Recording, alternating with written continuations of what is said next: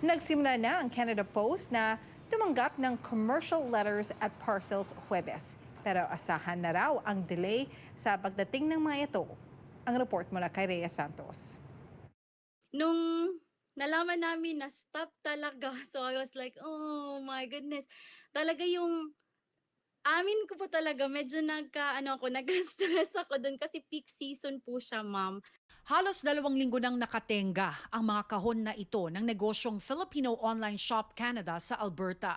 Pero ngayong Huwebes, dadalhin na ang mga ito ng small business owner na si Kristen Joyce Pagulong sa post office ng Canada Post. Nakatanggap na raw kasi sila ng email na balik na ang pag-ship ng mga parcel. So ngayon na nagbalik ang Canada Post, we have boxes right now na isi-ship namin today. At tuwang-tuwa po talaga yung mga customers kasi nga po, finally, bumalik na yung sa Canada Post. They're very happy din po. Halos 1 buwan na tumigil ang operasyon ng Canada Post matapos mag-strike ang higit 55,000 manggagawa nito. Lubha raw na apektuhan ang online business ni Pagulong na nakilala sa pagbebenta ng mga damit at iba pang Filipino products. Pero buti na lang daw at mababait ang kanyang mga customer.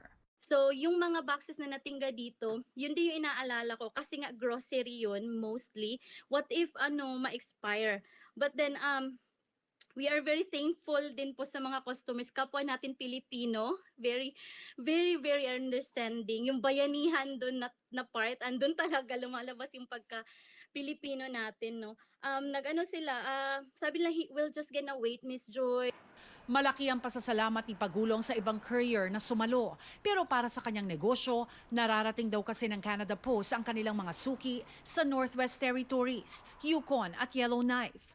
Asahan na raw ang delay sa pagdating ng mga parcels, lalo na't naipon ang mga dapat ipadala at ilang araw na lang bago sumapit ang Pasko. Pinabalik ng Canada Industrial Relations Board ang mga empleyado ng Canada Post habang nagpapatuloy ang pag-uusap ng Crown Corporation at ng Unyon ng mga empleyado hanggang Mayo. Pumayag ang Canada Post ng 5% wage increase, epektibo sa araw matapos mapaso ang collective agreement nila. Rhea Santos, Omni News, Vancouver.